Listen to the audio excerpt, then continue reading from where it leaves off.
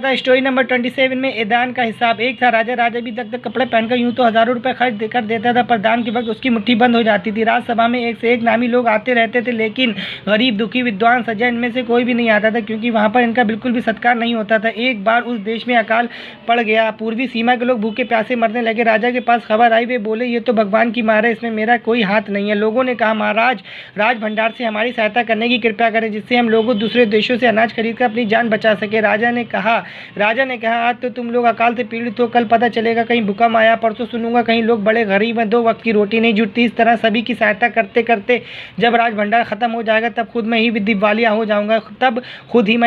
जाऊंगा। ये सुनकर सभी निराश होकर घर लौट गए। इधर अकाल का प्रकोप फैलता ही जा रहा था। ना जाने रोज कितने लोग भूख से मर रहे थे। लोग फिर राजा के पास पहुंचे। उन्होंने राज्यसभा में गुहार लगाई, दुहाई, महाराज, आपसे ज्यादा कुछ नहीं चाहते, सिर्फ 10,000 रुपए हमें दे दें तो हम आधा पेट भर खा लेंगे। राजा ने कहा, 10,000 रुपए भी क्या तुम्हें कम रकम लगती है? और उतने कष्ट से जीवित रहकर भी लाभ क्या है? एक व्यक्ति ने कहा, भगवान की कृपा से लाखों राजकोष में मौजूद है, जैसे धन का सागर हो, उसमें से एक आधा लोटा ले लेने से भी महाराज का क्या नुकसान होगा? राजा ने कहा, राजकोष में अधिक धन है तो क्या हम दोनों हाथों से लुटा दूं उसको? एक अन्य व्यक्ति ने कहा, महल में प्रतिदिन हजारों रुपए इन सुगंधित वस्त्रों, मनोरंजन, महल की सजावट में खर्च होते रहते हैं। यदि इन रुपयों में से थोड़ा सा धन जरूरतमंदों को मिल जाए तो क्या दुखियों की जान बच जाएगी? ये सुनकर राजा को और गुस्सा आ गया। वह गुस्से से बोला, खुद भिखारी होकर मुझे उपदेश दे रहा है? मेरा रुपया मैं चाहे उबालकर खाऊं चाहे तलकर, मेरी मर्जी। तो तुम इसी तरह बकवास करोगे तो मुश्किल में पड़ जाओगे। इसी वक्त तुम यहाँ से चुपचाप खिसक जाओ। राजा का क्रोध देखकर लोग वहाँ से चले गए। राजा हंसते हुए बोला, छोटा मुंह, बड़ी बात, अगर 200-400 रुपए मांग भी लेते, पहरेदारों की खुराक 2-3-4 दिन मैं कम कर देता और इनकी रकम पूरी कर देता, मगर 100-200 से इनका पेट नहीं भरने वाला। एकदम 10,000 ही मांग बैठे।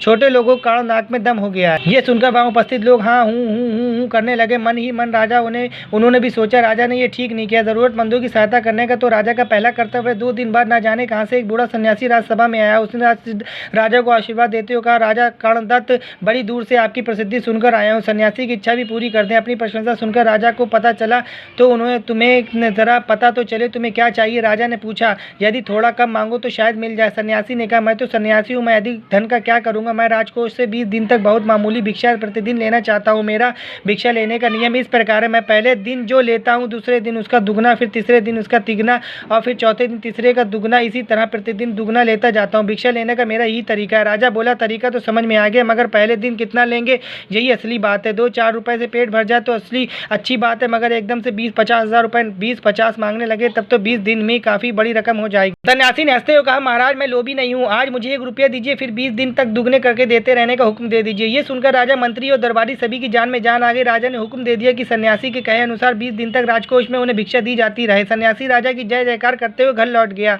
राजा के आदेश के अनुसार राज भंडारी प्रतिदिन हिसाब करके सन्यासी को भिक्षा देने लगा। इस तरह 2 दिन बीते, 10 दिन बीते, 2 हफ्ते बीते। भंडारी ने हिसाब करके देखा कि दान में काफी धन निकाला जा चुका है। ये देखकर उन्हें उलझन महसूस होने लगी। महाराज तो कभी किसी को इतना दान दिया नहीं करते। उसे ये बात मंत्री को बताई। मंत्री ने कुछ सोचते हुए कहा, वाकई ये बात तो पहले ध्यान ही में नहीं आई, मगर अब कोई उपाय नहीं है, महाराज का हुक्म नहीं बदला जा सकता। इसके बाद फिर कुछ दिन बीते। भंडारी फिर हड़बड़ाता हुआ मंत्री के पास पूरा हिसाब लेकर गया। हिसाब देकर मंत्री का चेहरा फीका पड़ गया। वह अपना पसीना पोंछकर सिर खुजलाकर दाढ़ी में हाथ फेरते हुए बोला, ये क्या कर रहे हो? अभी से इतना धन चला गया तो फिर 20 दिनों में कितना जाएगा? भंडारी बोला, जी पूरा हिसाब तो नहीं किया, पर मंत्री ने कहा तो तुरंत बैठकर पूरा हिसाब कर लो। भंडारी हिसाब करने बैठ गया। मंत्री महाशय अपने माथे पर बर्फ की पट्टी लगाकर तेजी से पंखा झलने लगे। कुछ ही देर में भंडारी ने पूरा हिसाब कर लिया। मंत्री ने पूछा, कुल मिलाकर कितना हो? भंडारी ने हाथ जोड़कर कहा, जी 10,48,575 रुपए। 10,48,575 रुपए।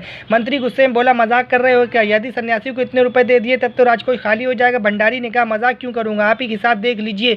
ये कहकर उसने हिसाब का कागज मंत्री जी को दे दिया। हिसाब देकर मंत्री जी चक्कर में आ गए। सभी उन्हें संभालकर बड़ी मुश्किलों से राजा के पास ले गए। राजा ने पूछा, क्या बात है? मंत्री बोले, महाराज, राजकोष खाली होने जा रहा है। राजा ने पूछा, वाह कैसे? मंत्री बोले, महाराज, सन्यासी को आपने भिक्षा देने का हुक्म दिया इसलिए, मगर अब पता चला कि उन्हें इस राजकोष से करीब 10 लाख रुपए झटकने का उपाय कर लिया। राजा ने उससे गुस्से में कहा, मैंने इतने रुपए देने का आदेश तो नहीं दिया था, फिर इतने रुपए क्यों दिए जा रहे हैं? भंडारी को बुला। मंत्री ने कहा, जी सब कुछ आपके हुक्म के अनुसार ही हुआ है, आप खुद ही दान का हिसाब देख लीजिए।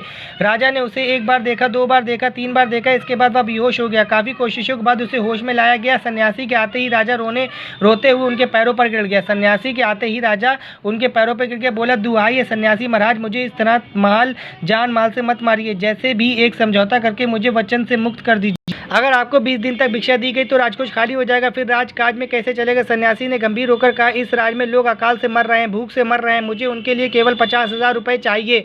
वह रुपया मिलते ही मैं समझूंगा मुझे मेरी भिक्षा मिल गई। राजा ने कहा, परंतु उस दिन एक आदमी ने मुझसे कहा था कि लोगों के लिए 10,000 रुपये ही बहुत